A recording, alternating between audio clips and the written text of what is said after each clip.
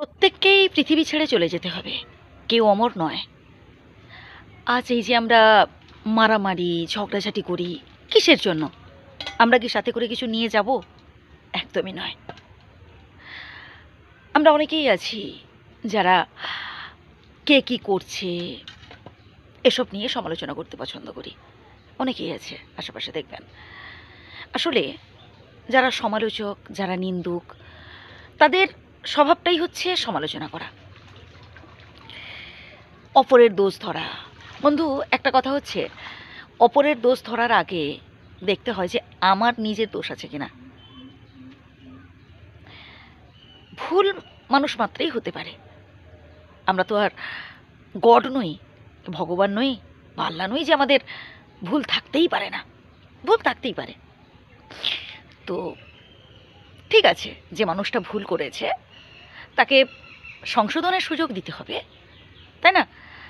তাকে বোঝাতে হবে যে না, এই কাজটা করা ঠিক নয়, বা এটা তুমি ভুল করেছো। কিন্তু এই যে ধরুন একটা সমালোচনা নিয়ে বসা, তাকে নিয়ে আজে বাজে কথা বলা, এটা ঠিক?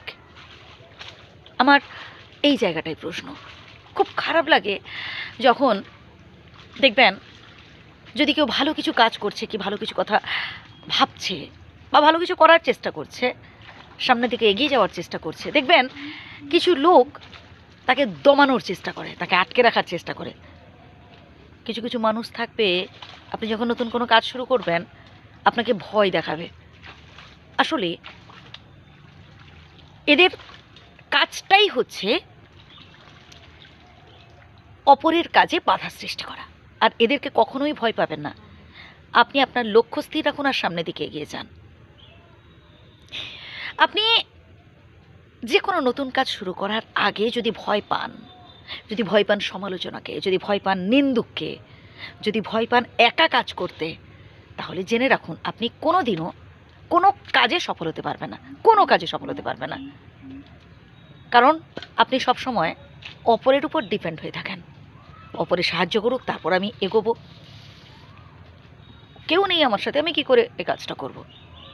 বন্ধু, একাকেই শুরু করতে হবে। আর শুরুটা তো করুন আপনি, আগে শুরু করুন, তারপরে দেখবেন ধীরে ধীরে যখন আপনি সফলতার দিকে এগিয়ে যেতে থাকবেন, তখন কিছু মানুষ আসবে, কিছু মানুষের সাহায্য সহানুভূতি আপনি পাবেন। সবার নয়, কিন্তু কিছু মানুষের সাহায্য সহানুভূতি পাবেন, যারা আসলে বুঝে যায় যে না, একদিন না একদিন ঠিক সফল হয়ে যাবে। অতএব এর সাথে হিংসে করে, এর সাথে হচ্ছে দ্বন্দ্ব বাঁধিয়ে কোনো লাভ নেই, বা ঝগড়াঝাটি করে কোনো লাভ নেই। মিত্রতা করে নেওয়াই ভালো।